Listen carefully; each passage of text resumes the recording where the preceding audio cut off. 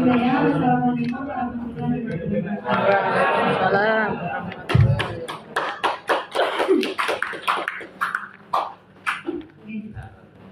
Izin Bapak Ibu sekalian menyambung terkait dengan materi cuti ya Bapak Ibu sekalian. Jadi biar kedepannya Bapak Ibu tidak salah lagi mengambil jenis cuti. Jadi kami harapannya dengan adanya sosialisasi ini Bapak Ibu bertambah pengetahuan terkait jenis cuti apa saja yang menjadi hak Bapak Ibu sekalian. Itu terkait dengan dasar hukum ya.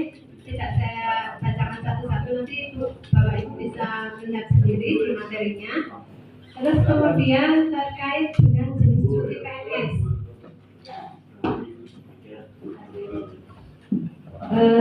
Jenis cuti untuk PNS itu ada 7 Bapak Ibu sekalian. Ada cuti tahunan, cuti besar, cuti sakit, cuti melahirkan, cuti alasan penting, cuti bersama, dan PLTN atau cuti di luar tanggungan negara.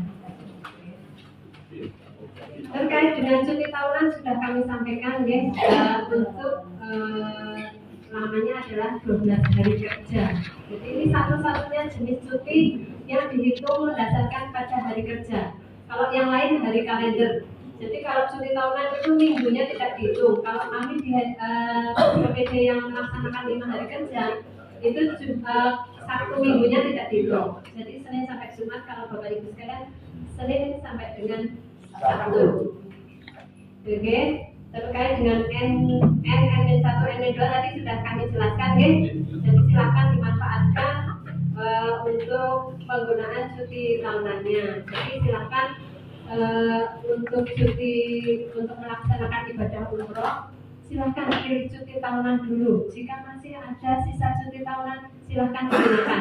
Jika cuti tahunannya tidak mencukupi untuk melaksanakan cuti ibadah umroh, silakan baru menggunakan fasilitas cuti besar. Okay.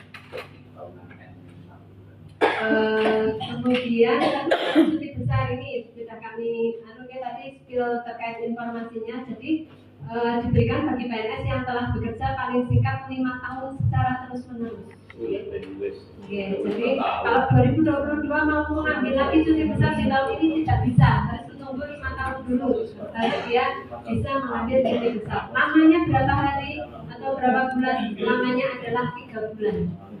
Biasanya ini diperuntukkan untuk pelaksanaan ibadah haji. Itu yang pertama. Yang kedua, tadi ibadah umroh jika cuti tahunannya tidak mencukupi. Yang ketiga adalah untuk kelahiran anak keempat. Anak kelahiran anak yang keempat nanti akan kami call. Kami melihat dulu alasannya seperti apa. Kemudian cuti sakit. Untuk PNS, walaupun 1 hari sakit itu silakan menggunakan cuti sakit. Jadi PNS itu berhak atas cuti sakit paling lama adalah 1 tahun. Jika dalam jangka waktu 1 tahun ternyata yang bersangkutan belum sembuh juga dari sakitnya, ditambah lagi 6 bulan. Terkait dengan PNS yang sudah sakit selama 1 tahun, itu di bulan ke-11 itu ternyata yang bersangkutan masih sakit, silakan dari OPD mengajukan permohonan uji kesehatan yang pertama bagi PNS tersebut. Permohonannya nanti disampaikan kepada BKD, nanti kami BKD akan memfasilitasi surat pengantarnya untuk disampaikan kepada tim penguji kesehatan. Itu jika sudah hampir 1 tahun. Nanti dari tim penguji kesehatan akan memberikan surat rekomendasi terkait hasil uji kesehatan. Jadi di situ ada 5 poin.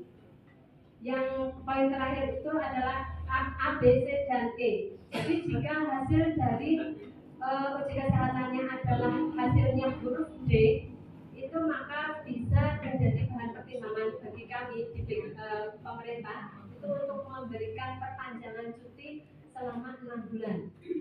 Namun jika hasilnya adalah E, berarti nanti akan diproses untuk pemberhentian dengan hormat karena tidak cepat jasmani dan rohani.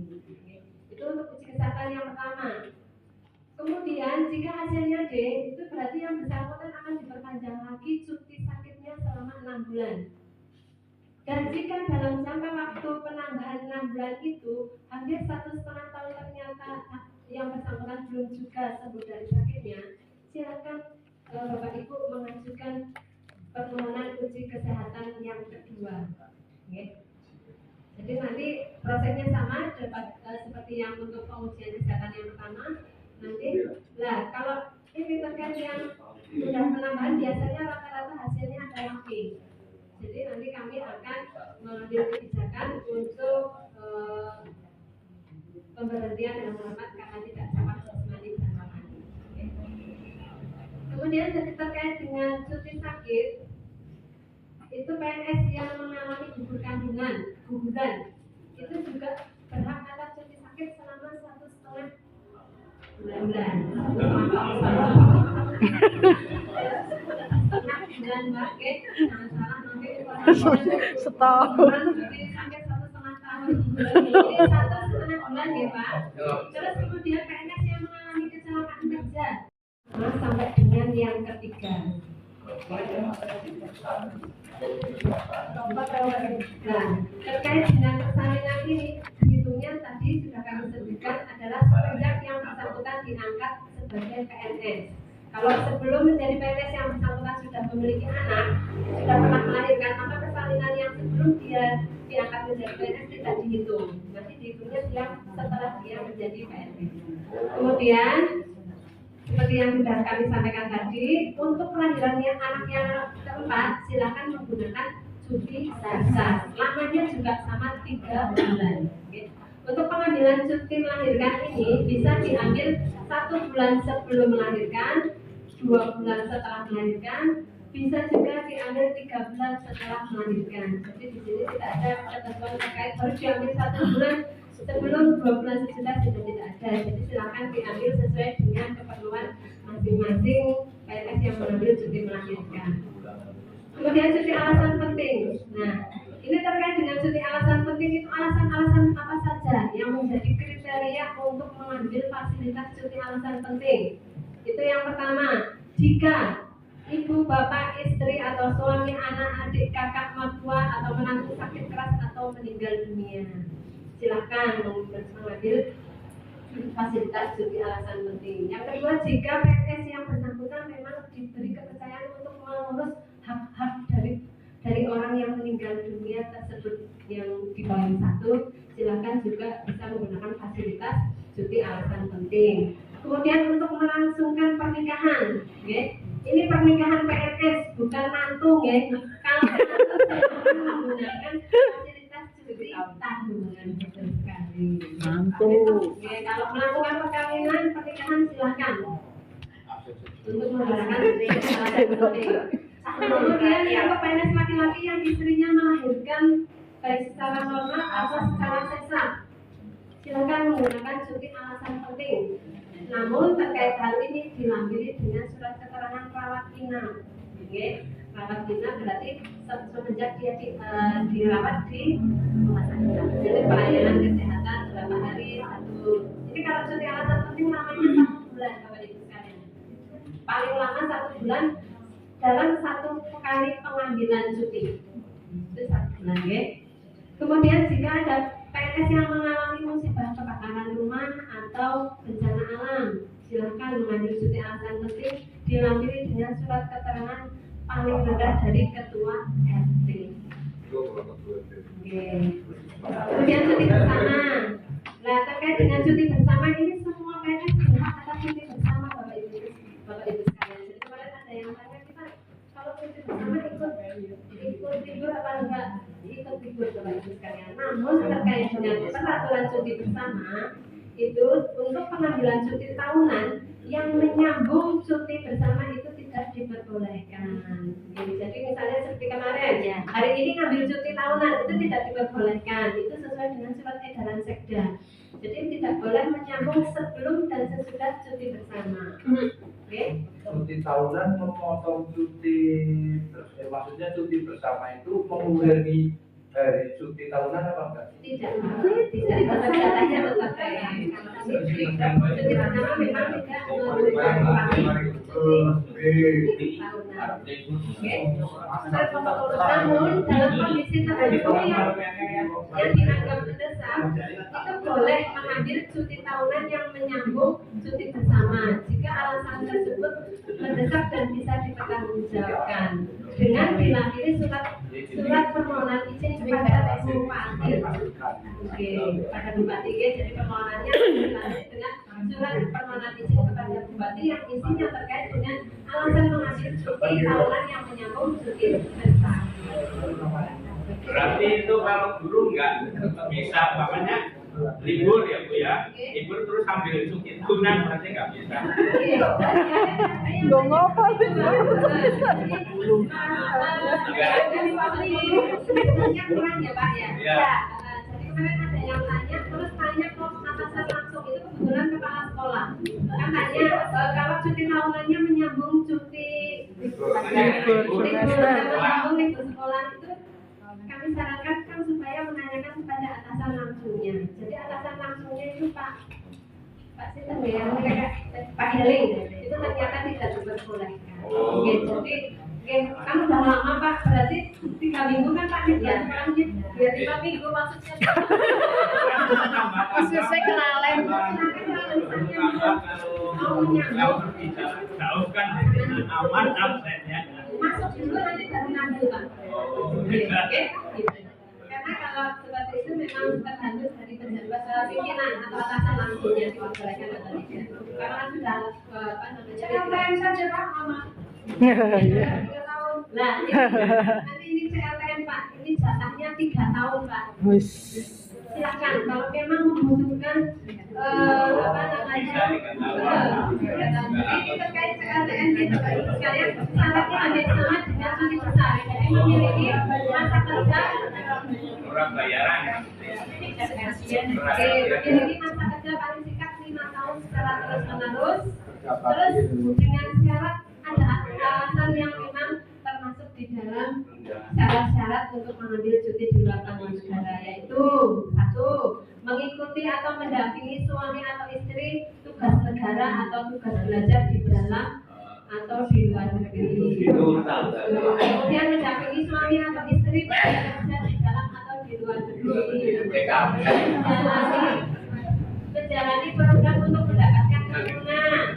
Kemudian mendampingi anak yang berkebutuhan khusus. Kemudian untuk mendampingi suami atau istri atau anak yang memerlukan perawatan khusus. Yang terakhir untuk mendampingi atau merawat orang tua atau mertua yang sakit atau khusus. Jika ada alasan-alasan tersebut yang memang apa namanya menjadi salah satu untuk gajian. silakan fasilitas cuti di luar tanggungan negara. Nah terkait dengan pembagian cuti di luar tanggungan negara paling lama adalah 3 tahun. Okay. Jika dalam jangka waktu 3 tahun ternyata masih kurang itu bisa diperpanjang 1 tahun. Jadi cuma 2 kali pengambilan 3 tahun sama 1 tahun. Namun perlu kami sampaikan terkait dengan CLTN ini memang akan berakibat pada 1 yang bersangkutan selama menjalani CLTN masa kerjanya tidak dihitung sebagai masa kerja PNS. Okay. Yang kedua, tidak menerima penghasilan selama CLTN karena kan cuti di luar tanggungan negara, jadi selama cuti tidak ada ditanggung oleh negara. Terus yang ketiga, yang bersangkutan diberhentikan sementara dari jabatannya. Jadi itu adalah konsekuensi manakala mengambil cuti di luar tanggungan negara. Dan apabila sudah selesai menjalankan CLTN, silakan untuk segera langsung melaporkan diri kepada instansi yang berwenang dalam hal ini BPKD. Silakan bersurat, ada formnya. Nanti paling lambat adalah 1 bulan semenjak dia selesai CLTN. Jika dalam jangka 1 bulan yang bersangkutan tidak melaporkan diri, yang harus dilakukan diberhentikan sebagai PNS. Itu terkait CLTN. Ini terkait dengan cuti P3K Bapak Ibu sekalian. Jadi berbeda dengan PNS. Jadi P3K hanya berhak atas 5 cuti tersebut di dalam layar. satu cuti tahunan. Ini cuti tahunan hanya diperuntukkan bagi PNS P3K non guru. Terus kemudian kalau guru nggak sampai dengan hari ini belum ada regulasi yang mengatur P3K guru berhak atas cuti tahunan. Jadi memang tidak diberikan hak cuti tahunan. Kemudian cuti sakit, cuti melahirkan, cuti bersama, dan cuti ibadah haji dan umroh. Oke. Tadi terkait dengan cuti tahunan, tadi sudah disampaikan. Nanti kalau yang P3K non guru itu bisa misalnya di puskesmas, dari puskesmas mana? Itu untuk P3K non guru, P3K yang ada di puskesmas itu berhak atas cuti tahunan. Itu bisa diambil mana yang bersangkutan sudah bekerja paling tidak 1 tahun. 1 tahun baru boleh mengambil. Namun jika dalam suatu kondisi tertentu yang memang mendesak, seperti misalnya ibu, bapak, istri, suami atau anak mertua sakit keras atau meninggal dunia, silakan mengambil cuti tahunan sebelum 1 tahun. Nanti perhitungannya cuti yang diambil itu akan mengurangi cuti tahunan di tahun berikutnya. Termasuk untuk keperluan melangsungkan pernikahan pertama, itu silakan untuk menggunakan cuti tahunan tanpa mengindahkan aturan kurang dari 1 tahun. Kemudian P3K guru tidak berhak atas cuti tahunan karena telah mendapat liburan semester. Kemudian untuk cuti sakit seperti yang tadi sudah disampaikan oleh Bu Kabid, itu P3K berhak atas cuti sakit jika cuti sakitnya 14 hari secara terus menerus. Itu silahkan untuk mengajukan permohonan 1 sampai dengan 14 hari. Yang 14 harinya itu silakan mengajukan permohonan menggunakan form yang tadi kami share di layar. Nanti jika memang belum sembuh dari sakitnya, itu silakan mengajukan perpanjangan selama 16 hari. Itu boleh kumulatif, boleh terus menerus. Nanti jika dalam jangka waktu penambahan 30 hari kerja yang pertama itu ternyata belum sembuh, dilaksanakan uji kesehatan. Nanti kalau hasil uji kesehatannya ternyata sembuh, berarti sudah sehat, berarti masuk kembali. Namun jika belum sembuh, ditambah lagi selama 30 hari kerja kumulatif. Untuk P3K memang regulasinya seperti itu. Kemudian untuk P3K yang gugur kandungan juga berhak atas cuti sakit, namanya sama 1,5 bulan. Terus yang P3K mengalami kecelakaan kerja juga berhak atas cuti sakit sampai dengan yang bersangkutan sembuh, tapi sampai dengan habis masa kontraknya. Jadi Pak, jadi kalau kemarin memang ada jadi dianggapnya sama. Jadi memang mereka mengajukan 60 hari.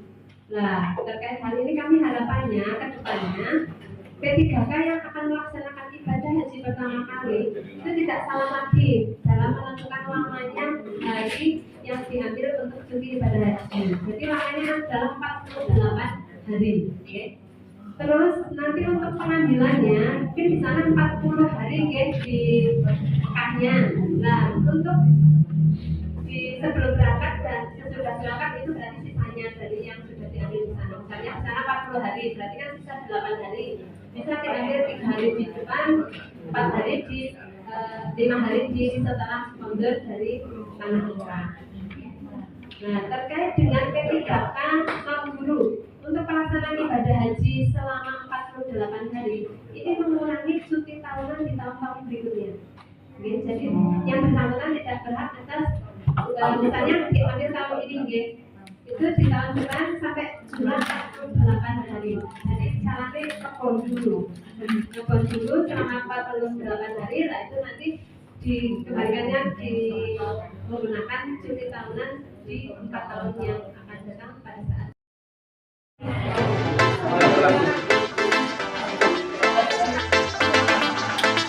Terima kasih, apa lenggah